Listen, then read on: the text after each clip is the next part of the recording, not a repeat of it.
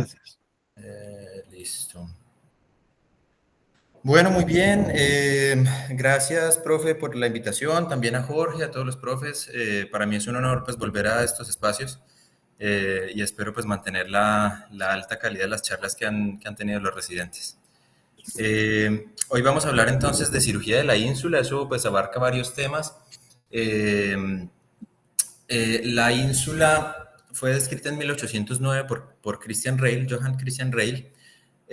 Sin embargo, fue Henry Gray el que lo acuñó el término de isla o ínsula de Rale y pues con el epónimo de Rale. Este Christian Rale también describió el fascículo arcuato, que es de gran importancia en el lenguaje y de una relación muy importante con la ínsula, y eso todo lo veremos a lo largo de la charla. Es uno de los lóbulos menos entendidos, primero porque fue el último en encontrarse, en describirse, porque su localización naturalmente es profunda, porque electroencefalográficamente es oculto y pues no tiene mayores signos, digamos, típicos, porque funcionalmente se consideraba no elocuente y pues con unas funciones muy extrañas hasta hace relativamente poco, y porque quirúrgicamente se ha considerado siempre de un acceso muy complejo, y lo es. Eh, la ínsula involucra muchas funciones diferentes, muchas incluso todavía no muy claras. Tal vez lo más claro y lo más asociado con la ínsula es la aferencia del dolor. Tiene funciones también sensoriales en cuanto al gusto, las aferencias viscerales y autonómicas, tiene funciones emocionales y cognitivas en cuanto a la sensación o la percepción de bienestar o sufrimiento. Tiene mucho que ver con la red de saliencia, eso lo hablaremos un poco más adelante. Y recientemente se han descrito muchas funciones en el lenguaje. Eh, a pesar, bueno, ya. Embriológicamente, la ínsula es uno de los lóbulos filogenéticamente más antiguos. Lo comparten prácticamente todos los mamíferos y muchos vertebrados. Sin embargo, su posición, su configuración característica hundida en el opérculo es algo que solamente compartimos humanos y delfines. Y esto es porque somos los que mayor desarrollo cortical opercular tenemos, pues derivado principalmente del desarrollo del lenguaje. El desarrollo de la ínsula, o más bien la separación de la ínsula, la delimitación de la ínsula empieza más o menos en la semana 13 de la gestación, cuando se define el surco peninsular, y más o menos hasta la semana 27 se da el cierre completo, como lo conocemos en la vida extrauterina. Histológicamente, la ínsula se compone de neocorteza, igual que el resto de los lóbulos, con una configuración de 6 capas, pero tiene dos particularidades y es uno, la disposición de las células granulares en la capa 4. Estas células granulares se han relacionado con funciones principalmente sensitivas, sensoriales. Y la ínsula tiene una disposición de estas células granulares. En la ínsula anterior no están presentes, en la ínsula media están presentes parcialmente y en la ínsula posterior es abundante la disposición de estas neuronas. La otra particularidad son las células de Von-Economo o células en uso, que están presentes también en el cíngulo anterior, en la corteza prefrontal y en el núcleo accumbens, lo cual hace pensar que se relacionan fundamentalmente con funciones emocionales. Son también neuronas relacionadas con un alto desarrollo evolutivo porque están presentes solamente en primates, cetáceos y elefantes. Esta disposición histológica ha hecho o sugiere, digamos, que las funciones de la ínsula posterior son principalmente sensoriales y de la ínsula anterior son cognitivas y emocionales.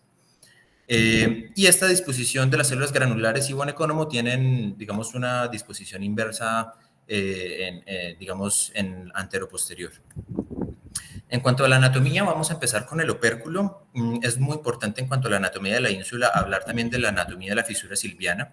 El reparo anatómico más importante de la fisura silviana es el punto silviano anterior, que corresponde con una dilatación o una prominencia del espacio aracnoideo del valle silviano.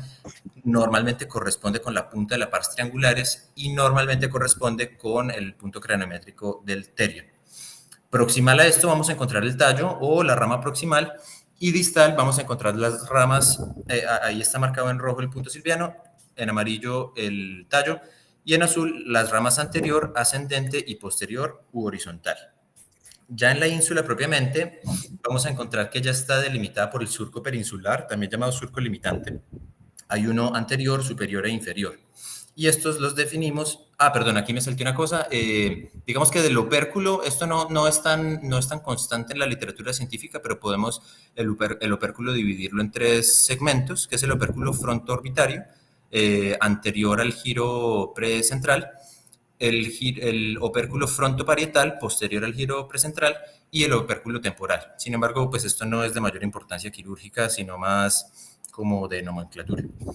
En cuanto a los surcos, ellos están definidos por el punto insular anterior, posterior e inferior.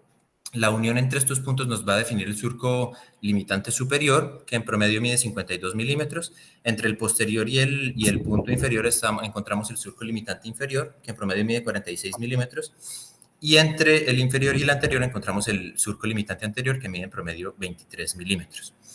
El reparo anatómico más importante y más constante de la ínsula es el surco central de la ínsula, que en promedio mide 33 milímetros y en general corresponde o se alinea con el surco, con el surco central.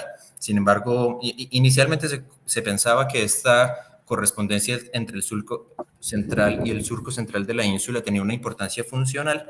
Sin embargo, hoy ya parece que eso no es así. Otro dato importante en cuanto al opérculo es que la profundidad de la ínsula a través del opérculo en promedio es de 19 milímetros. Esto, por supuesto, en cada paciente habrá que medirlo, en cada segmento de la ínsula puede tener valores diferentes, pero es de importancia para no perderse, digamos, en los diferentes abordajes que vamos a hacer y calcular a qué profundidad estamos en cada paso de la cirugía. Estas imágenes las traje, me parecieron muy interesantes porque son una vista del opérculo desde medial, desde la ínsula. Y esto lo traigo para ver la relación de los giros operculares. Los giros operculares frontales, cada uno corresponde con uno de los giros o de las partes de los giros del giro frontal inferior.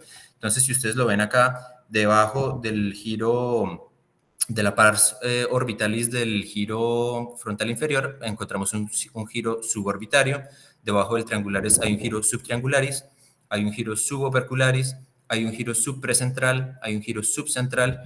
Y en los giros operculares del lóbulo parietal encontramos entre 2 y 3. ¿Están viendo mi cursor? No, mi señalador. Sí, Voy a sí, poner este señor. rojo. Este se ve mejor, ¿no? Y en el segmento o en el lóbulo parietal encontramos entre 2 y 3 giros parietales transversos que dependiendo de los que haya se pueden denominar anterior, medio y posterior. En el opérculo temporal no encontramos giros operculares propiamente dichos porque en el plano temporal no hay giros y encontramos es ya los giros temporales transversos que son el giro de Heschel y los posteriores. Y ellos se corresponden, digamos, sellando el espacio silviano y escondiendo la ínsula en su profundidad. Ahora vamos propiamente con la anatomía de la ínsula. Esta es la configuración típica y más frecuente de la ínsula. De nuevo, el surco central de la ínsula es el reparo más frecuente, más constante, y separa anatómicamente la ínsula en un segmento anterior y en un segmento posterior. Encontramos también los surcos precentral, insular corto, que sería este dividiendo el giro corto anterior y medio, y un surco poscentral dividiendo los dos giros largos. Sin embargo, aquí encontramos también una gran variabilidad anatómica. En total, la ínsula cuenta con 7 giros, pero con una variabilidad de más o menos 2 giros. Los cortos, que vamos a llamarlos anterior, medio y posterior, se unen en un ápex. Los largos, que vamos a llamar anterior y posterior, se unen en un polo posterior, pero hay dos giros menos conocidos tal vez, que son el accesorio y el transverso, también llamado polo anterior o simplemente polo de la ínsula. Esto suma 7 giros, pero tiene una gran variabilidad. Esta, por ejemplo, es una de las variantes más comunes. La configuración típica de la ínsula está presente más o menos en el 60% de los casos. Esta es una de las variantes más comunes en las que hay un giro largo posterior hipoplásico o incluso ausente, y la ínsula tiene una disposición más alargada que triangular. Y esta es la siguiente disposición, variante anatómica más común, en la que hay 4 giros cortos y un solo giro largo separados por el surco central, ¿cierto? Esto es de importancia porque estas variantes anatómicas se asocian con, un poco más con malformaciones del desarrollo cortical y pueden tener importancia en la epilepsia.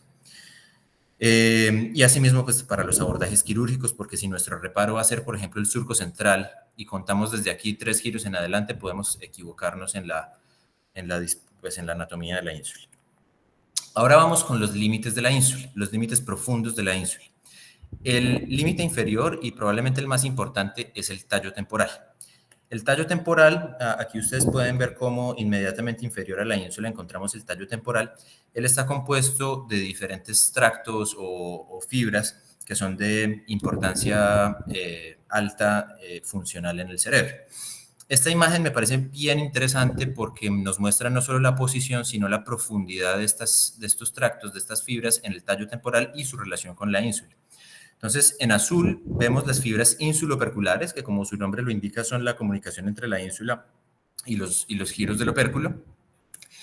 En verde, anterior y profundo a las insuloperculares, en el tallo temporal está el fascículo uncinado.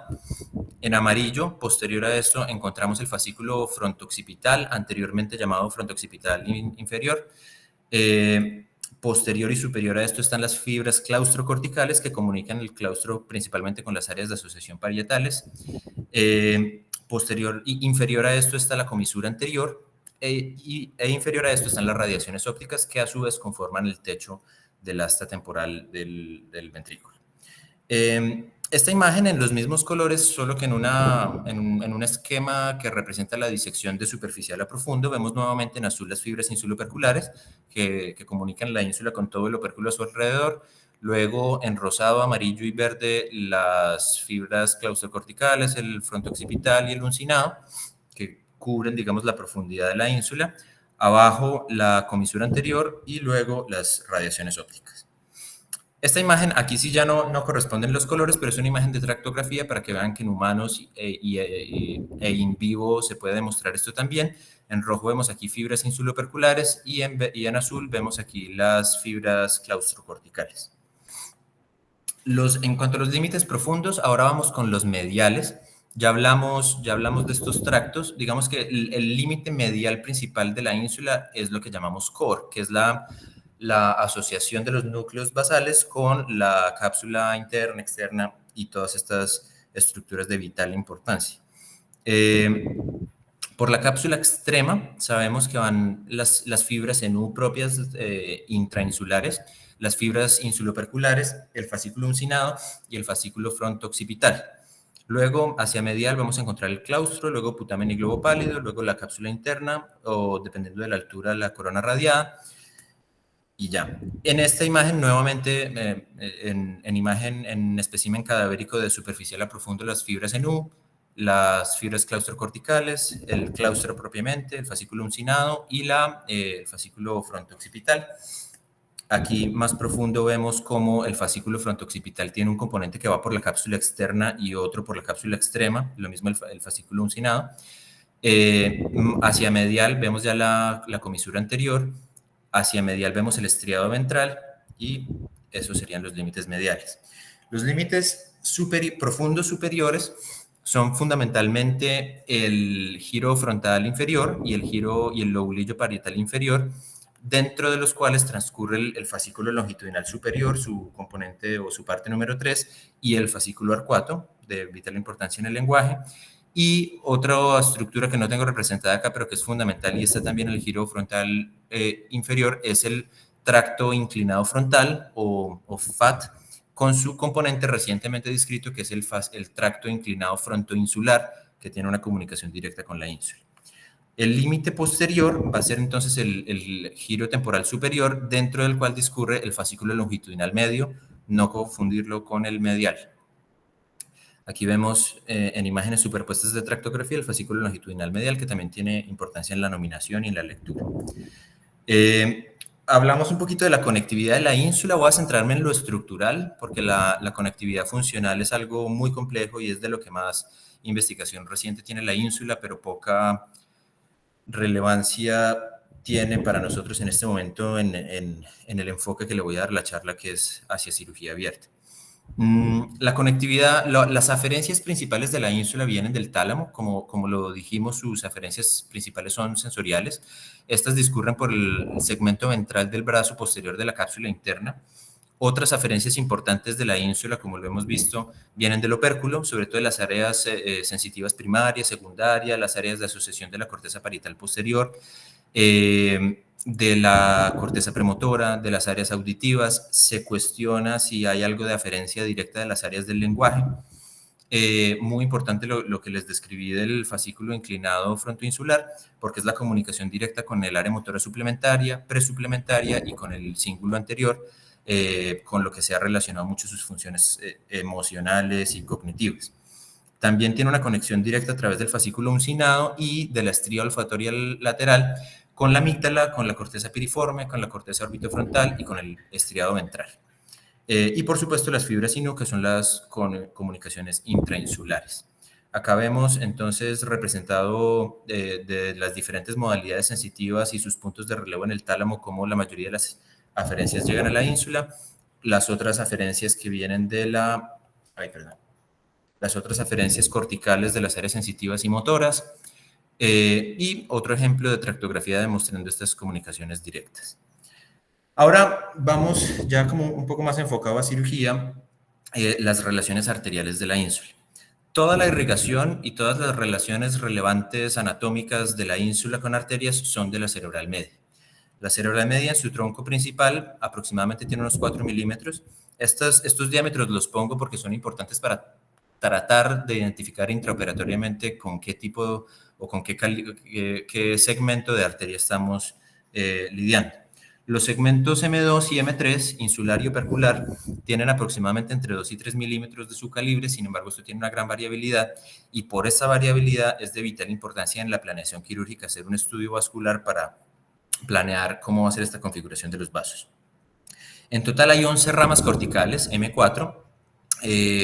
Las puse en passage, aunque eso no es tan cierto porque ellas dan las ramas corticales y penetrantes de la ínsula, pero insisto en lo de que son en passage para que sepan que pues, respetar las arterias de la ínsula nos va a evitar infartos distales corticales en todo el hemisferio. Estas tienen en promedio 1 milímetro y digamos que así las vamos a identificar. Esta tablita nos resume algunas de las variantes anatómicas en cuanto a la presencia de ramas tempranas, de la división del tronco, de la dominancia de un tronco sobre otro y tiene sus valores o sus frecuencias aproximadas. Esto ustedes lo saben de la cirugía vascular. Y esta imagen nos representa los territorios vasculares de cada una de las ramas y de nuevo lo traigo porque es importante, dependiendo de qué segmento de la ínsula estamos pensando operar, ante una complicación podemos esperar infartos en alguno o varios de estos territorios. La ínsula tiene aproximadamente 96 arterias perforantes que tienen un calibre de entre 0.2 y 0.5 milímetros.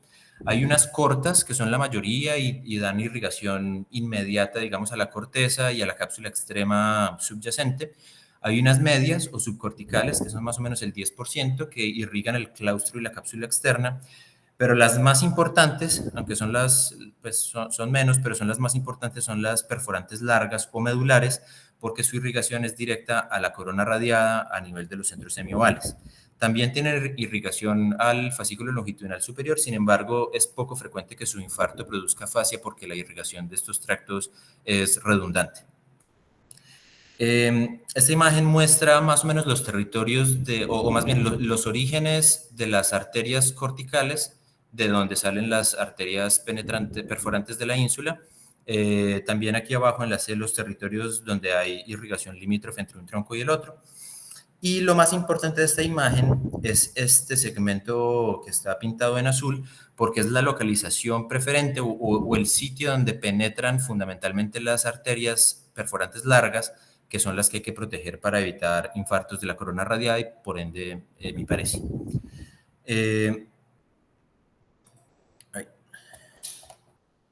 Y esta imagen nos muestra más o menos la disposición de estas arterias perforantes largas, cómo su irrigación pues, va a interrumpir el tracto corticoespinal y producir el déficit, y en esta imagen cadavérica su disposición también en un corte coronal. Ahora, en cuanto a las venas, también tiene una gran variabilidad anatómica. La primera variabilidad que hay que tener en cuenta es cómo es el drenaje de las arterias anastomóticas, de las venas anastomóticas superficiales. La disposición más frecuente es esta, la número 3, en en la que hay una vena silviana superficial dominante, pero no está anastomosada con las arterias anastomótica superior e inferior o de trolar y la B. Sin embargo, lo siguiente más común es que sí hay una anastomosis, ya sea controlar o con la B o con ambas. Esto es de importancia tenerlo en cuenta porque en dado caso que haya que sacrificar una vena hay que saber cuál es la que tiene mejor colateralidad para tomar esa decisión. La siguiente variabilidad importante es en cuanto a la disposición de las venas superficiales en el tronco, digamos, de la vena cerebral media superficial. Lo más frecuente es esto, en el que hay un tronco común, ya sea que esté solo o que esté acompañado por otras venas suplementarias frontal y temporal. Esto es lo más frecuente, pero hay variantes en las que solo hay una vena temporal, solo hay vena frontal o que la anastomosis entre las dos es ya distal cerca a su drenaje. En fin. Con esto vamos a decidir por dónde se va a hacer la disección del valle silviano. Para nosotros lo más común, que es disecar el valle silviano en su segmento proximal, lo más común es disecar por el borde frontal de la vena, digamos si es el valle proximal, pero en el valle distal dependiendo de esta variabilidad puede ser necesario tener en cuenta estas recomendaciones para evitar coagular esas venas en lo posible. Muchas veces esas venas están superpuestas, están montadas una sobre la otra, están intercambiadas, entonces puede uno equivocarse, pero con el estudio vascular previo y con una buena observación intraoperatoria uno puede tratar de identificar el número de troncos venosos que hay y tratar de abordar hacia el lado temporal del tronco principal. En cuanto al drenaje de la ínsula propiamente, es un poco menos peligroso que lo que hemos venido hablando de las arterias, porque las venas tienen una mejor colateralidad, porque el drenaje de la ínsula todo es superficial, digamos, no es como las arterias que tienen, pues, que irrigan también los tractos profundos, sino que aquí es únicamente cortical y la cápsula extrema. Tiene una alta colateralidad entre sí, tiene colateralidad con el sistema superficial y en conjunto van a unirse con la vena cerebral anterior y drenar a la vena, a la vena basal de Rosenthal. Ahora pasemos a la semiología. Las manifestaciones clínicas de la ínsula son la más importante son epilepsia. El déficit focal atribuible únicamente a la ínsula es raro o es inespecífico. Se ha postulado la disnomia, disprosodia, hipoprosexia, heminegligencia, pero son signos que son poco específicos, que su relación con la ínsula no es tan directa, entonces no los usamos mucho como elemento localizador. Sí son comunes otros síntomas positivos de la ínsula como la disautonomía, como la disgeusia o disosmia, el vértigo, el dolor crónico central, y se ha postulado, o sea, interroga su participación en enfermedades como la esquizofrenia, autismo, Parkinson, Alzheimer y en trastornos de ansiedad. La epilepsia insular pura es realmente poco frecuente, se calcula que es más o menos el 1% de las epilepsias focales. Sin embargo, el compromiso de la ínsula en epilepsias multilobares, ya sea con el temporal, frontal, parietal, es más o menos frecuente, más o menos 12% de las epilepsias focales tienen su origen incluyendo alguna porción de la ínsula. Y lo que sí es bastante frecuente es que sin originarse en la ínsula haya propagación de la actividad epiléptica hacia la ínsula. Eso sucede más o menos en el 86% de los casos. Probablemente este bajo compromiso de la ínsula como epilepsia pura hace parte de un subdiagnóstico, sin embargo los estudios no han logrado confirmar un valor más alto. Normalmente el diagnóstico se hace de descarte, muchas veces como parte del estudio de una cirugía fallida del lóbulo temporal. Entonces, pues es posible que haya algo más frecuente de epilepsia de la ínsula, pero es difícil saber. Se estima que aproximadamente entre 10 y 20% de los pacientes se puede encontrar una zona epileptógena en la ínsula sin estudio invasivo. Este dato probablemente está muy sobreestimado porque casi en todos los casos se requiere estudio invasivo. En cuanto a la patología responsable de la epilepsia en la ínsula, la mayoría de los casos son por neoplasias y de estos la mayoría son gliomas. También, dependiendo del grupo etario, hay un buen número de tumores neurogliales, metástasis, linfomas y otros. Lo siguiente más común son malformaciones del desarrollo cortical, lo más frecuente son displasias en el 21%, malformaciones vasculares, principalmente malformaciones cavernosas cerebrales en el 19%, zonas de gliosis y o malasia en el 17%, y hasta en un 8% de las cirugías el resultado patológico es normal en epilepsias de la ínsula. Volviendo con la semiología de la ínsula, digamos ya la semiología epiléptica, la semiología ictal, hay unos signos que son muy específicos de la ínsula, pero que son muy poco frecuentes. Estos son el disconfort laríngeo o el aura laríngea, que es una sensación de ahorcamiento o de ahogo o de constricción laríngea, es muy específica de la ínsula. La combinación de sensaciones periorales, que pueden ser parestesias, disgeusia, hipersalivación, cialorrea, vómito, por su relación con el opérculo frontal en la zona central. El dolor, especialmente si es un dolor somático bien localizado, de características eléctricas o de quemadura. Otros signos sensoriales pueden ser también originados en la ínsula, como parestesias u otros, digamos, no dolorosos. Sin embargo, su factor confusor con el área sensitiva primaria y las de asociación pues hace que sea un mal elemento localizador, pero cuando se origina en la ínsula síntomas como parestesias, se puede relacionar si en vez de bien localizado es un dolor amplio, por ejemplo, de todo un hemicuerpo, de la hemicara, en esos sitios puede tener algún valor localizador en la ínsula. Otro específico son automatismos gestuales, especialmente de dolor, como una apariencia de dolor. Sin embargo, esto puede presentarse también en epilepsias de otros orígenes. Algo muy, muy específico, pero bien poco común, es la alegría o sensación de bienestar, placer, éxtasis ictales. Esto ha tenido un valor localizador alto en la ínsula anterior izquierda. Sin embargo, pues es un signo bien poco frecuente o bien poco especificable. Muchas veces no se puede describir bien y no se tiene en cuenta. Por el contrario, la sensación de angustia o malestar se puede relacionar con la ínsula anterior derecha, sin embargo, pues esto también tiene un factor confusor grande con la epilepsia del lóbulo temporal. Los otros signos, que son mucho más frecuentes, mucho más sensibles, pero poco específicos, son estos. Son signos motores elementales en la cara o en la mano, pero pues esto, por supuesto, es más típico de la epilepsia del lóbulo frontal.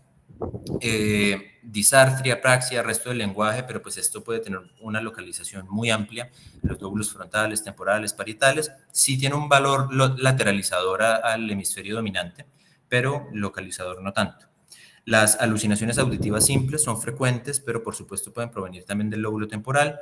Las alucinaciones complejas, anacusia, amusia, sordera, pueden ocurrir, pero no son ni sensibles ni específicas. El vértigo ictal sí tiene un valor localizador alto, sin embargo, puede provenir también del lóbulo temporal posterior y parietal. La disautonomía también es de un gran valor localizador, sin embargo, signos como taquicardia, arritmia, diaforesis son muy comunes también en la epilepsia del lóbulo temporal, incluso en algunas epilepsias hipotalámicas, pero unos signos que son un poco más específicos de la ínsula son la piloerección y el enrojecimiento tempranos en la crisis. Tienen un valor mayor en la ínsula. Automatismos verbales y oroalimentarios, pero esto por supuesto se ve también en el lóbulo temporal y frontal. Automatismos de agarre, proximales, comportamiento hipermotor, son comunes, pero también pueden provenir del cíngulo o de la corteza orbitofrontal. Entonces, más allá de la evaluación de cada uno de los signos por separado, lo que se han identificado es patrones que tienen un valor localizador más alto. Y en cuanto a esto, se ha dividido la ínsula en 5 zonas. Ya vimos que histológicamente la ínsula la dividimos en 3, anatómicamente en 2, funcionalmente en 4, pues ahora semiológicamente en 5. Hay un patrón semiológico dorsal anterior con una propagación temprana hacia el frontal. Casi nunca tienen aura o síntomas cognitivos, pero su manifestación principal es hipermotora temprana en la crisis. Los síntomas medios dorsales tienen signos operculares, o sea, las sensaciones periorales, salivación, la constricción laríngea. Los síntomas posteriores son más sensitivos, incluyendo vértigo, los síntomas sensitivos, dolor, etc. Un patrón ventral muy similar al temporal, caracterizado por sensaciones gástricas, gustatorias, miedo, auras emocionales, mucho más parecido al temporal. y la ventral posterior, que tiene signos más bien auditivos, similar a la epilepsia neocortical temporal posterior. El electroencefalograma en general no tiene un gran valor localizador en la ínsula, sí puede en ocasiones ser lateralizador. Cuando la actividad interictal está presente puede verse en los contactos frontopolares, temporales anteriores para la ínsula anterior y para la ínsula posterior en los temporales medios y frontocentrales. La actividad ictal tampoco tiene un buen valor localizador. Algo que se describe es que la actividad rápida de bajo voltaje puede sugerir un origen más superficial, más relacionado con el opérculo, mientras que descargas rítmicas de onda lenta pueden sugerir un origen más profundo. Sin embargo, pues como digo, su valor no es tan alto. Y otro elemento que puede servir en dado caso es el retraso electroclínico, y es la latencia entre el inicio de la actividad eléctrica de la crisis evidenciada en la imagen respecto a los síntomas observables o a los síntomas motores de la crisis. Y lo contrario, que haya una latencia entre el aura, los síntomas subjetivos no observables, al inicio eléctrico de la crisis. En cuanto a los estudios metabólicos, son útiles, pero tienen un valor diagnóstico un poco menor que en la epilepsia del lóbulo temporal, porque la actividad metabólica normal de la ínsula es mucho más variable que en otros lóbulos. A veces es normal que haya una ínsula con mayor o menor actividad que la otra, porque en epilepsias del lóbulo temporal con frecuencia también, de manera concomitante, hay hipometabolismo, sin que haya una zona epileptógena realmente localizada en la ínsula. Y cuando se logran hacer estos estudios de manera ictal, pues también puede presentarse el sesgo con zonas de propagación temprana no evidenciadas, digamos, en otros estudios no invasivos. En cuanto a la resonancia, tiene resultados normales en un alto número de los pacientes, hasta 72% de los pacientes, lo cual hace muy importante diferentes técnicas de postprocesamiento de la imagen. Acá les traigo algo de lo más básico del postprocesamiento de la imagen, y es hacer una reconstrucción multiplanar sagital oblicua de la imagen. Y esto es simplemente jugar con los planos en los que se reconstruye la imagen para que la base de la imagen sea la base de la ínsula, y con esto podemos en una sola imagen ver todos los giros de la ínsula y ver si hay alguna alteración anatómica, algún signo de displasia, etc. Como les dije previamente, es importante hacer algún estudio vascular para la planeación quirúrgica. Para esto una angioresonancia puede ser suficiente, incluso sin contraste. Estudios de tractografía y estudios de resonancia funcional para localizar los tractos y áreas elocuentes, o más que localizar, para lateralizarlos, porque realmente la localización de estas zonas no reemplaza el mapeo intraoperatorio, que es de lo que vamos a hablar más adelante. Este es un ejemplo en el que se hizo la reconstrucción sagital oblicua de la ínsula. Podemos ver aquí muy bien la sustancia blanca de los giros cortos de la ínsula. Sin embargo, el giro largo anterior de la ínsula tiene un borramiento de su sustancia, pues de la diferencia córtico-subcortical, lo cual sugería pues una normalidad, y viéndolo en la imagen coronal pues también tiene su borramiento y su signo del transmanto, que sugiere que hay una displasia cortical en esta zona. Entonces, bueno, este es otro ejemplo de tractografía para localizar las imágenes. En cuanto al estudio invasivo, pues sabemos que hay varias técnicas, y históricamente lo que se hacía era la aplicación de mallas subdurales y electrodos profundos en el opérculo y en la ínsula.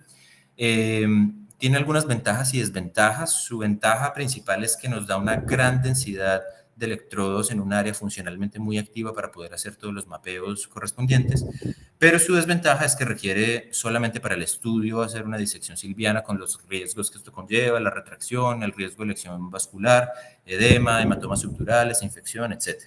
Esto es algo que pues, hoy en día casi no se hace. El estudio invasivo de preferencia es el estéreo EEG, como lo hemos visto en las charlas anteriores, y hay dos técnicas principales para invadir la ínsula. El clásico ortogonal, descrito desde los 60, tiene unas ventajas, y es que pues, es el más conocido, el que se ha hecho históricamente. Tiene una alta tasa de muestreo en todos los segmentos de la ínsula.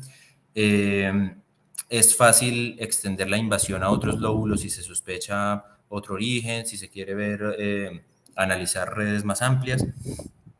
La desventaja es que requiere muchos electrodos, porque en la ínsula cada electrodo solamente va a aprovechar uno o dos contactos de cada electrodo.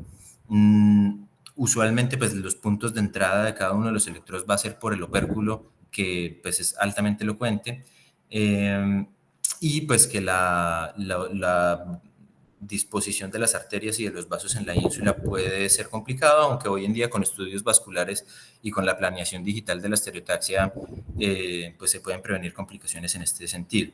Entonces, este es un planeamiento típico para invadir la ínsula. Típicamente, si hay una alta sospecha de origen insular, se pueden poner entre 5 y 7 electrodos directamente hacia la ínsula, más un cubrimiento de los factores confusores o de las redes confusoras, como el lóbulo temporal, como la corteza orbitofrontal, como las áreas del lenguaje, como el cíngulo anterior. Entonces, si se va a hacer un abordaje exclusivamente ortogonal, esta podría ser un esquema de invasión típico, aunque por supuesto eso será individualizado para cada paciente. La otra estrategia de invasión es oblicua, que es algo descrito relativamente reciente. Tiene algunas ventajas y es que no entra por áreas elocuentes. Los puntos de entrada son frontales mediales, parietales posteriores. Tiene una otra ventaja y es que aborda los ejes longitudinales de la ínsula para evaluar bien la propagación de la actividad eléctrica intrainsularmente. Se aprovechan más contactos de cada electrodo, entonces eventualmente podría disminuir el número de electrodos que utilizamos. Evita los vasos de la ínsula, que es algo importante para el riesgo de lesión, porque pues toda la trayectoria del electrodo es parenquimatosa. Y algo muy importante y muy interesante es que no interfiere con el abordaje quirúrgico para la resección. Entonces uno puede dejar los electrodos in situ como reparo, de manera que yo identifico cuáles son los contactos que me muestran la actividad eléctrica y resecarlos puntualmente. ¿Cuál es la gran desventaja de esta estrategia? Que al ser larga y compleja la trayectoria del electrodo, hay un mayor riesgo de desviación de la punta del electrodo. Sin embargo, pues con la planeación digital de la estereotaxia se ha logrado disminuir el error de la localización de estos electrodos a alrededor de 1.3 milímetros, que es bajo, pero para las técnicas ortogonales está por debajo de 1 milímetro. Entonces, es una diferencia que puede ser significativa, sin embargo, no despreciamos esta técnica oblicua y hoy en día lo que más se usa es algo mixto, en la que se ponen 2 o 3 electrodos oblicuos y el resto ortogonales para el análisis de una red más amplia. Entonces, este sería una estrategia de implantación únicamente con electrodos oblicuos, tratando de abordar la mayoría de la ínsula con solamente 3 electrodos en este caso. Y aquí pues sería un ejemplo en el que con una invasión mixta de algunos electrodos oblicuos y de algunos electrodos ortogonales se detectó una zona epileptógena en este sitio, se planeó la resección y aquí tendríamos una imagen posoperatoria con esa resección. Y esto es lo que les estaba comentando de que se pueden dejar los electrodos in situ. Este es un electrodo oblicuo, obviamente, y haciendo la resección vemos todos los contactos, digamos, que están de importancia en la ínsula para decir que si los contactos activos eran solamente estos, pues hago la resección limitada para ese punto y no más allá ni más ni menos de lo necesario. Ahora, para enfocarnos un poco en las resecciones, voy a tomar como ejemplo los gliomas, porque es lo más frecuente y porque pienso que es lo más útil para los residentes y en general para todos. Entonces vamos a hablar un poquito de gliomas. Históricamente se creía que había una localización preferente de la ínsula, que la frecuencia de gliomas en la ínsula era más alta que en el resto de lóbulos. Sin embargo, pues esto parece ser que no es cierto y su distribución es homogénea en el encéfalo. Lo que sí es un poco invertido es que hay un poco más de frecuencia de tumores de bajo grado que de alto grado. Y hay un poco más de frecuencia de tumores IDH silvestres, lo que sugiere que pueden tener una mayor tasa de progresión a alto grado con el tiempo. Al igual que en el resto de gliomas, el principal factor pronóstico es el grado de resección. Entonces, todos los esfuerzos deben hacerse para lograr una cirugía con una resección amplia. En general, en todos los tumores de la ínsula se calcula que la mediana de resección de los tumores es de 70 a 86%, con pocos logrando una resección del 100% de los tumores. Y esto tiene un impacto grande en el pronóstico porque, como vemos, para tumores de bajo grado, cuando la resección es de más del 90%, la sobrevida puede ser hasta el 100%. Sin embargo, con resecciones de menos del 90% cae 84%. Y para tumores de alto grado, la sobrevida a 2 años con resecciones mayores al 90 puede ser del 91% y menos del 90% cae a 75%. Entonces es de importancia lograr esa resección. Los factores de mal pronóstico son similares al resto de los gliomas, el hecho de que sea glioblastoma, que tenga edad avanzada, que tenga una funcionalidad baja. Los factores favorables, pues sería lo contrario a eso. Otra cosa importante que favorece el pronóstico es que el tumor tenga extensión opercular. Y esto es porque pues, nos facilita el abordaje quirúrgico, nos facilita la decisión del abordaje quirúrgico. Y el otro factor, ya digamos en cuanto al pronóstico funcional, es el uso o no de mapeo cortical y subcortical intraoperatorio. Tanto que se ha visto que el déficit neurológico permanente postoperatorio con el uso de mapeo es del 4.3% y sin el uso del mapeo puede llegar al 19%, lo cual es altísimo y pues inaceptable. Los tumores de bajo grado tienden a desplazar los tractos pues, de los que hemos venido hablando más que invadirlos. Entonces es muy importante en estos pacientes hacer estudios de tensor difusor, evaluar los mapas de anisotropía fraccional, ver si hay destrucción de los tractos, su localización, su implicación funcional y tratar de preservarlos. En los tumores de alto grado, pues también hay que hacer el estudio, pero lo más probable es que los tractos estén destruidos, entonces pues su preservación pasa a un segundo plano. Aquí tenemos un ejemplo de un tumor de alto grado y vemos pues, el gran edema que tiene y vemos justamente en el mapa de anisotropía fraccional como la hiperintensidad que nos muestra los tractos está totalmente perdida, mientras que este, que es un ejemplo de un tumor de bajo grado, esperen que aquí tengo esto oculto, ya. Pues le hicieron reconstrucción con tractografía y todo, y los tractos están en principio disminuidos, pero están preservados. Entonces, pues intraoperatoriamente deben preservarse también. Esta es una clasificación, seguramente ustedes la conocen, de Berger-Sanay, que es respecto a la localización de los gliomas en la ínsula, respecto a un plano a nivel de la fisura de Silvio y su ortogonal al nivel del foramen de Monroe. Y la importancia de esta clasificación es que estructuras están en riesgo en cada una de las resecciones. Entonces, para la zona 1, que es anterosuperior, pues en el hemisferio dominante la zona de peligro va a ser el área de Broca. En esta zona se puede lograr una mediana de resección bastante más alta, de 86 a 93%, pero es también la zona donde más déficit transitorio hay, hasta el 26%, de los cuales llegan a ser permanente entre el 3 y el 9%, que no es despreciable. En la zona 2, que es la posterosuperior, está presente más o menos hasta el 20% de los casos y se logran resecciones de alrededor del 67%, es donde menos grado de resección hay. Y asimismo, pues, en la zona 3, las áreas de peligro son las áreas de Wernicke y de Heschel y el giro de Heschel. En la zona 4, pues, será la cápsula interna. Aproximadamente 40% de los pacientes tienen localización de su tumor en más de una zona y 13% en todas las 4 zonas. Y eso, por supuesto, disminuye la resecabilidad.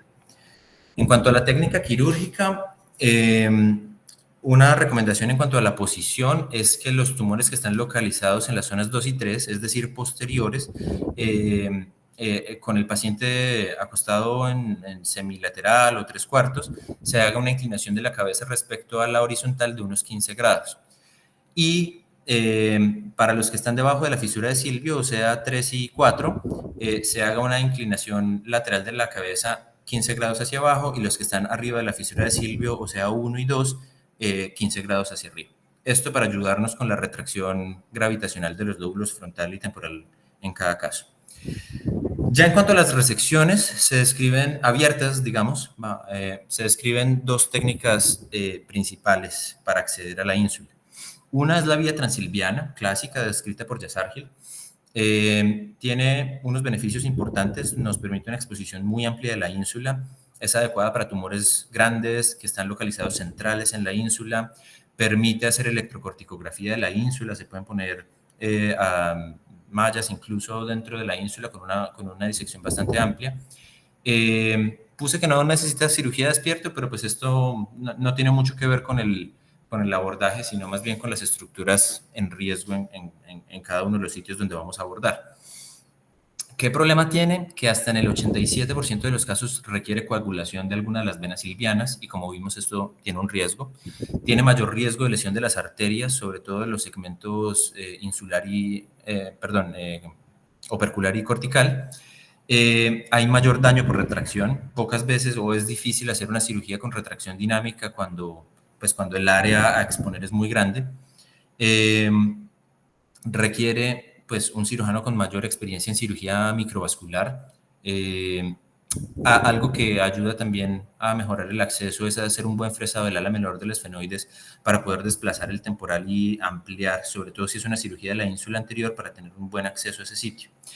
Estas cirugías tienen un riesgo de déficit neurológico permanente de hasta el 11%. ¿Qué es lo que hacemos acá? Tratamos de hacer una disección cortante, no roma, sino cortante, desde el punto silviano hacia distal.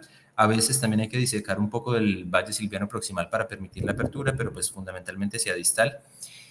Algo que puede ayudar a no perderse es seguir las ramas, los segmentos M4, irlos disecando hacia proximal y tratar de profundizarse en un único punto y luego extender la disección hacia proximal y distal, que esto pues lo llamamos la técnica de la mandarina para evitar vulnerar el parénquima.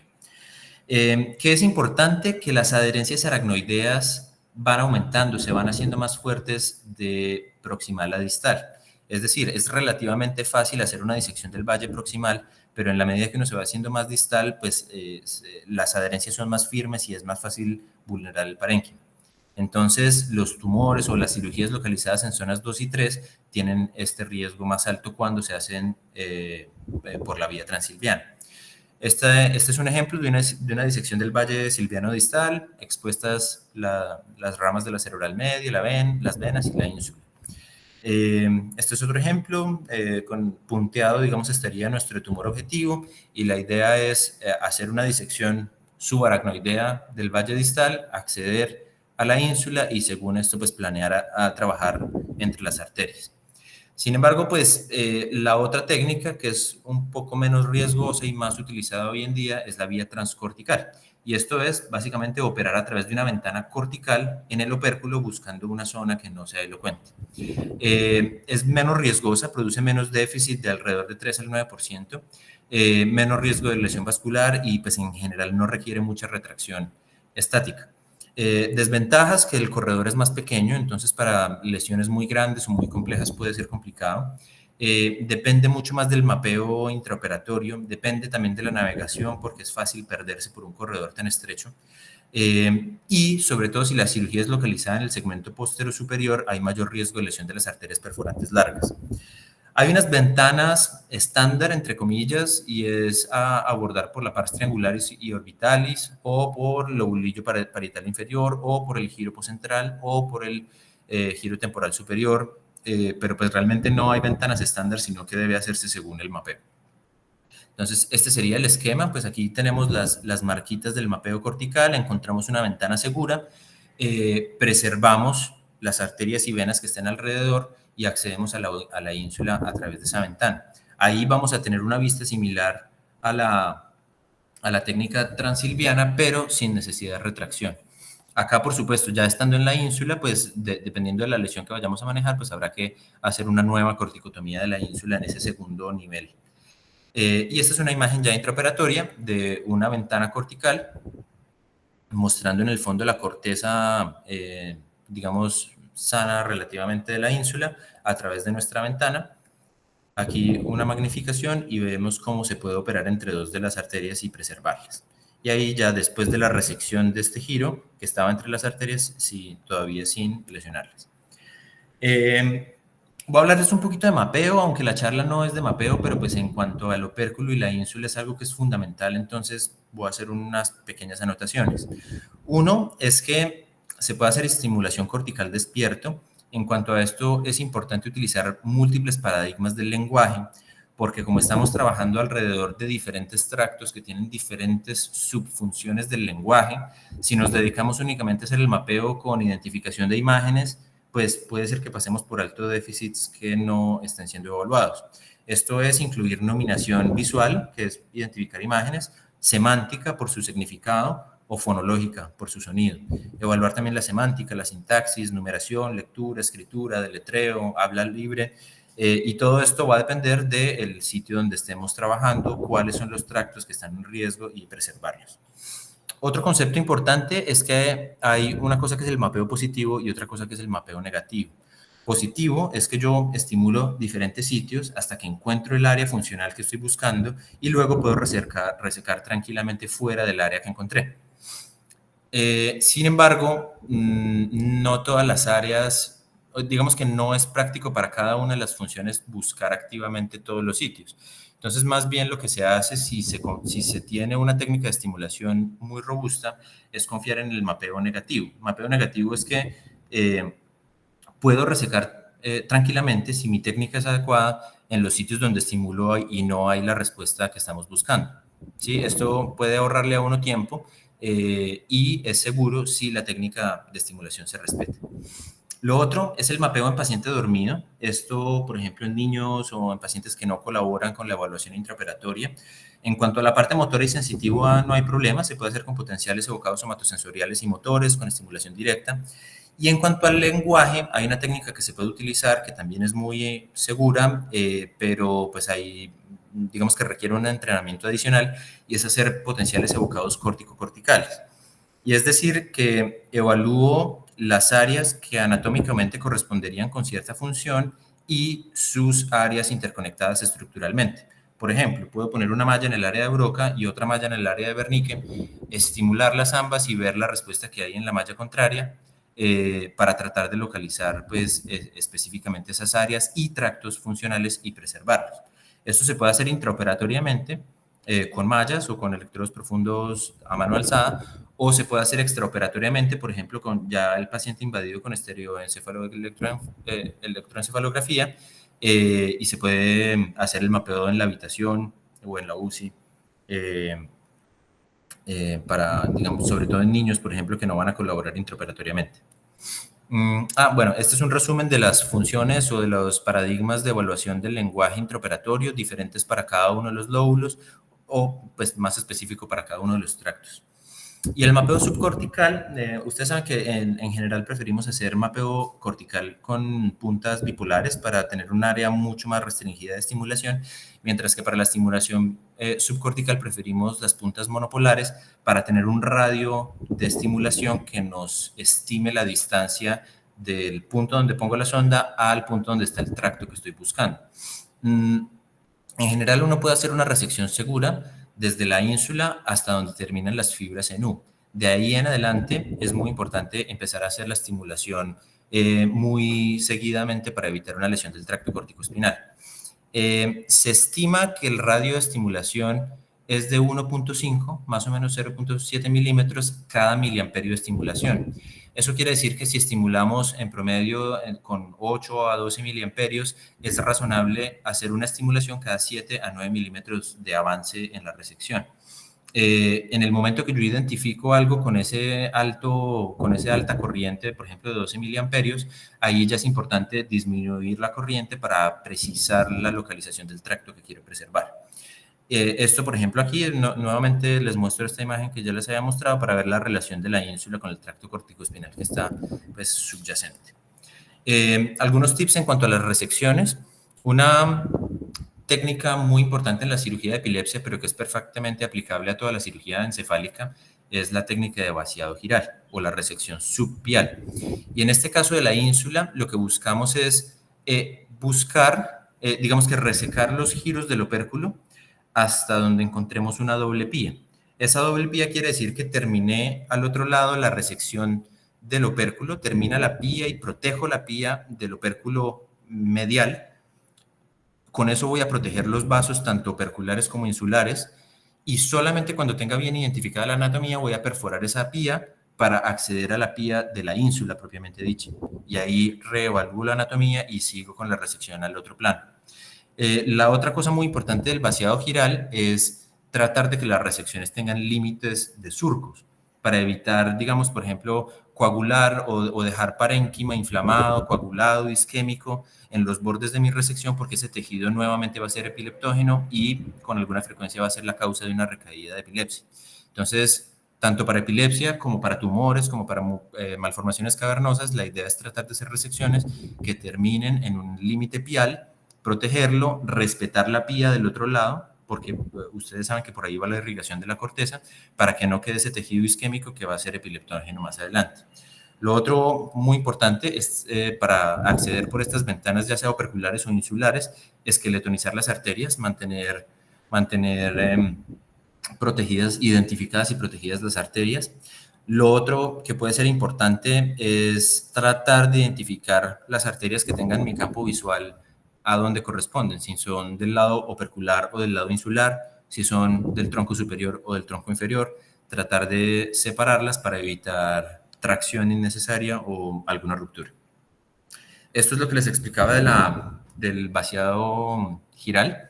Y es decir, que si voy a resecar este giro, primero trato de resecar el giro completo y segundo trato de respetar, en este caso, la pía que está aquí pintada de azul y aquí que está pintada de roja, para no invadir los giros adyacentes y hacer tejido epileptógeno en estas zonas. Para tumores lo mismo. Si voy a resecar un tumor acá y la función y la elocuencia del parénquima adyacente me lo permite, pues voy a preferir hacer una resección hasta la pía limitante en los surcos adyacentes. Por último, en cuanto a las técnicas mínimamente invasivas para cirugía de epilepsia, pues están las opciones que ustedes conocen. Está la radiofrecuencia, ya sea guiada por láser o volumétrica, y las técnicas por láser. Esta tabla nos resume, digamos, algunas de las ventajas y desventajas de estas técnicas y lo compara con la cirugía abierta y con la estimulación responsiva, que sería una técnica paliativa en este caso. En cuanto a las técnicas mínimamente invasivas, la termocoagulación por radiofrecuencia volumétrica, como lo veíamos aquí en la imagen, es utilizar múltiples sondas para tratar de hacer una zona de termocoagulación amplia que cubra todo el tejido que queremos. Y su diferencia con la termocoagulación guiada por estéreo es que pues vamos a termocoagular solamente el punto activo eléctricamente. La desventaja de esa volumétrica es que requiere muchas más trayectorias y muchas más ondas, que en el caso de la radiofrecuencia no son tan costosas, pero pues igual es un insumo que se puede minimizar. Comparando con las técnicas láser, en promedio se lograban volúmenes de ablación un poco más grandes. Sin embargo, pues como vamos a ver, esto no se correlacionaba tanto con el resultado clínico. En cuanto a las ventajas de la cirugía, es que es la que ofrece mayor probabilidad de libertad de crisis. Segundo, que pues es ampliamente disponible en diferentes territorios y que es relativamente de bajo costo. En cuanto a las técnicas mínimamente invasivas, la que es guiada por estéreo, pues tiene la ventaja de que se puede hacer todo con una sola invasión sin tener que pues ponerle, por ejemplo, después electrodos o sondas para láser.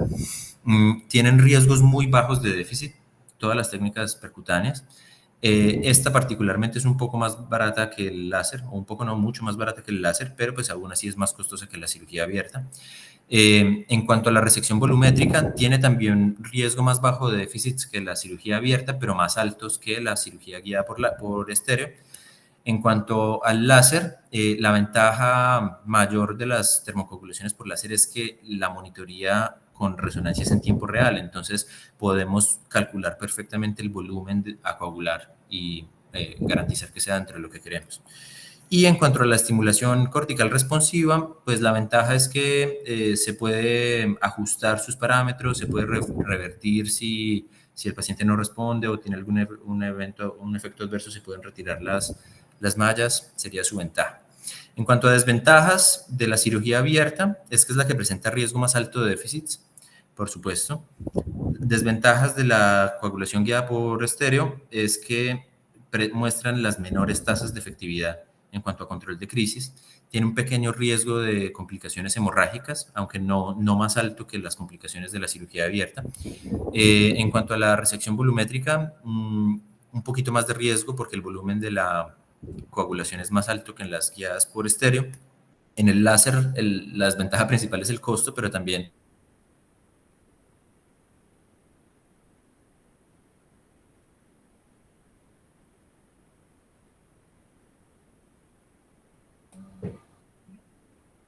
Yo creo que se desconectó Santiago.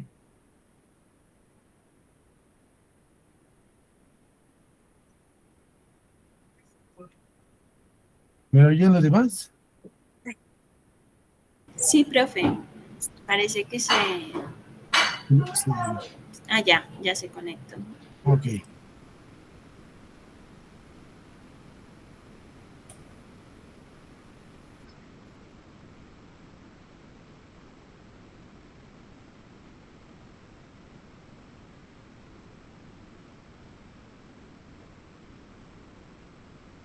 Listo, Santiago. Puedes reanudarla. Hola, ¿me oyen? Sí, sí. Sí, no sé qué pasó, pero bueno, ya seguimos. Estábamos hablando entonces de las desventajas en cuanto al uso del láser. Su desventaja principal es el costo y la baja disponibilidad, por ejemplo, o nula disponibilidad en Latinoamérica, y que tiene un riesgo ligeramente más alto de déficits que las otras técnicas percutanas. Y en cuanto a la estimulación responsiva, pues tiene una tasa más baja de libertad de crisis y tiene un riesgo más alto de infección. En cuanto a los números, la tasa de libertad de crisis de la cirugía abierta está alrededor del 67%, que es muy bueno teniendo en cuenta que es una de las localizaciones más complejas para epilepsia. Es alta también la de termocoagulaciones por radiofrecuencia volumétricas, que puede llegar hasta el 70 o 100%. Pero las tasas de complicaciones son también más altas en la cirugía abierta o en el láser. Esa es otra tablita resumiendo las complicaciones, las frecuencias. Entonces, en conclusión, de todas las opciones de tratamiento que hay para la ínsula, que es un sitio pues, de alta complejidad, ¿cómo podemos tomar la decisión de qué abordaje utilizar? No hay una única respuesta, pero estos son los factores que uno puede tener en cuenta para tomar la decisión. Uno, es que si nuestro tumor, por ejemplo, o nuestra zona epileptógena está localizada más en la ínsula anterior, vamos a preferir más un abordaje abierto y de esos más el silviano, mientras que si es más posterior vamos a preferir más un abordaje cortical. Sobre todo si es en la ínsula posterior superior, que vimos que es el sitio de riesgo de las arterias perforantes, vamos a preferir las técnicas de mínima invasión, puede ser LIT o radiofrecuencia, de acuerdo a la disponibilidad. Para nosotros sería radiofrecuencia. Y en segunda instancia, una resección transcortical. Si estamos localizados bajo un área de opérculo elocuente, digamos debajo del área de Broca, por ejemplo, entonces vamos a preferir una disección silviana, teniendo en cuenta que igual la retracción y la coagulación de las venas puede también producir el déficit, a pesar de que no se penetre el parénquima elocuente.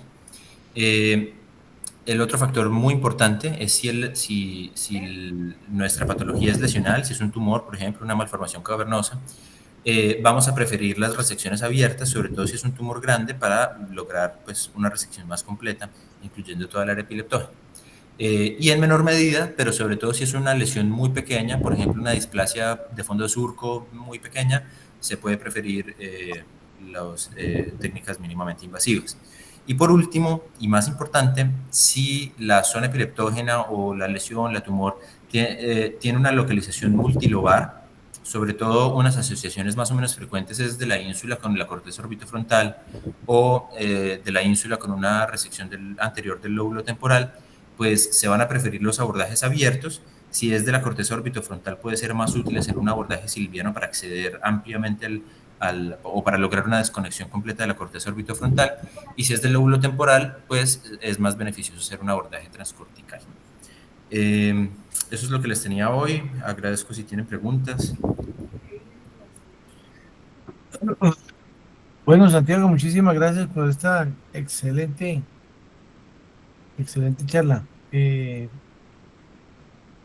Bueno, al inicio de la charla yo mencioné que es un área que realmente en la superficie del cerebro está oculta, entonces no es familiar para la mayoría de las personas. Solo cuando empieza uno a meterse, cuando llega un tumor, entonces que le toca ponerse a repasar la anatomía de esta área. Y ahí es donde empiezan las complicaciones en cuanto a al temor que hay asociado, porque ahí están las ramas perforantes de la cerebral media y podría el paciente quedar con una hemiplegia desagradable. Definitivamente esta área pues hay que operarla con toda la tecnología de ahora, ¿no? O sea, navegación en lo posible y toda la exploración del paciente despierto o por lo menos la monitoría en este sentido. La mayoría de la patología que vemos es gliomas y uno que otro cavernoma. A veces hemos tenido alguno que otro en los labios. Al abrir ahí para acceder a la ínsula también hay uno que otro cavernoma en este punto. En el área del lenguaje, porque eso está muy pegadito. Pues sí, es del lado izquierdo, obviamente. Entonces da temor bastante acceder ahí, pues para que el paciente no nos vaya a salir complicado. Pero bueno, es muy bueno el repaso y usted lo felicito porque recuerdo que desde que estaba en su etapa de residente se inclinó bastante por esta área que necesitamos profundizar y bienvenido al grupo, lo necesitamos como aliado permanente para tener buen desarrollo y desenlace de nuestros casos. Entonces, gracias por acompañarnos. Y bueno, si hay preguntas o más comentarios, por favor, gracias. El doctor Oscar Zorro y el doctor Jorge. Buenas noches. Gracias. Hola, profe. ¿Me escuchan? Sí, señor. Señor. Bueno, no, Santiago, felicitaciones. Muy buena charla. Nosotros estamos muy orgullosos ver su evolución desde el posgrado, desde el pregrado y ver una charla de tan alto nivel científico. Muy bien, lo felicito. Definitivamente el tema es una de las epilepsias más complicadas y más complejas que hay. Es tremendamente difícil porque, es decir, sin invasión es muy complicado llegar al diagnóstico de una epilepsia insular. Me refiero a epilepsias no lesionales. Si usted no tiene una epilepsia, si no es un tumor, si no es un cavernoma, una displasia, si usted no invade el paciente, es imposible llegar a la conclusión que es una epilepsia insular. Ya una vez hecho el diagnóstico, el tratamiento es complejo. En el congreso, en el mundial que hubo acá, me llamó la atención que, por ejemplo, en Brasil, no sé que sepa de nuevo, se presentaron casos de epilepsia insular y en Brasil muchos de esos casos tienen que ir a un comité de ética, ¿sí? No los dejan operar así como así por la tasa de complicaciones que usted refiere. En cuanto al tratamiento, en mi experiencia lo que yo he visto es tumores, yo prefiero entrar cortical, no, hace rato no entro por vía insular, al no ser que sea una lesión muy pequeña, pero siento que hago más resección y tengo menos morbilidad entrando cortical. En cuanto a cavernoma, se puede hacer por la técnica Yazargil, está muy bien. Las displasias no son frecuentes, yo no he visto mucha displasia en la región insular. Malformaciones arteriovenosas, ni pensarlo de tratamiento quirúrgico, van de una vez a radiocirugía. Y los pacientes que nosotros hacemos por esteroid utilizamos la nueva técnica, no tanto ortogonal. A mí me da temor por la vasculatura de la ínsula y preferimos no hacer la técnica ortogonal. En muy pocos casos que se ha determinado que el foco es por esteroid, que el foco está en la ínsula, lo que hacemos es es termocoagulación. Eh, Creo que hay que sopesar muy bien riesgo-beneficio, hay que ser quirúrgicos en los tumores, en los cavernomas, en lesiones displásicas muy evidentes, y en la epilepsia no insular hay que mirar eh, con lupa si vale la pena o no operar un paciente de estos, porque el problema de la epilepsia, a diferencia de los tumores, a diferencia de los aneurismas, es que no perdona, la familia no perdona que el paciente salga con un déficit neurológico. Un aneurisma, bueno, era una cosa de vida o muerte, un tumor, pero la epilepsia es mucho más exigente en cuanto al resultado. Esos eran mis comentarios, muchas gracias. Gracias, profe. Jorge. Buenas noches a todos. Santiago, muchas gracias por aceptar la invitación y asimismo por compartir, digamos, sus conocimientos en este área, en este tema. Pues digamos que en lo que he aprendido, incluso durante mi rotación en Brasil y demás, que hacían mucho énfasis en la ínsula, es que hay que tener en cuenta que la ínsula, pues como ya lo han mencionado, es una estructura muy importante que está relacionada en la neuroanatomía quirúrgica con muchas estructuras. Por decirlo así, la ínsula es el escudo de los núcleos de la base y asimismo esos surcos limitantes de los que mencionó Santiago, el anterior, el superior y el posterior, pues también vendrían siendo en la profundidad los límites de todos los núcleos de la base y por lo tanto la relación que tienen directa con todas estas estructuras tan importantes.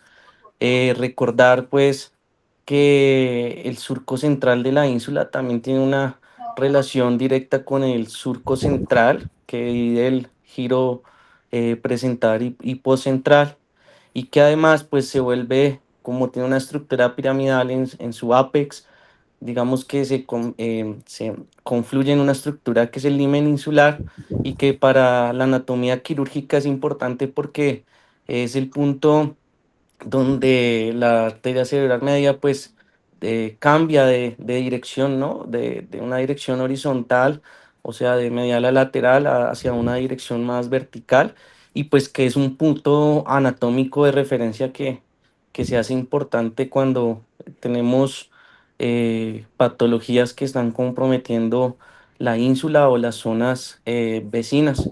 Asimismo, pues que es una estructura que está en relación con los opérculos, como mencionaba Santiago, y que esto lo hace muy sensible a que si se hace un abordaje, pues, transilviano, eh, es importante tenerlos en cuenta en el momento de hacer retracción de los mismos y sobre todo pues en el lado izquierdo en áreas dominantes. Digamos que eran pues como mis comentarios complementarios y de nuevo Santiago pues muchas gracias, estuvo muy buena su charla y espero pues que no sea la última con la que nos pueda compartir. Claro, no, muchas gracias por la invitación y por supuesto, cuando quieran, hay muchos temas que podemos hablar. Listo, muchas gracias. Bueno, entonces, ya con esto damos por concluida la sesión. Muchísimas gracias a todos por la asistencia. Y el lunes próximo es festivo. Bueno, ahí miramos cuándo la convocamos. Muchas gracias. Que descansen. Bueno, gracias a todos, saludos. Muchas gracias, que descansen, buenas noches.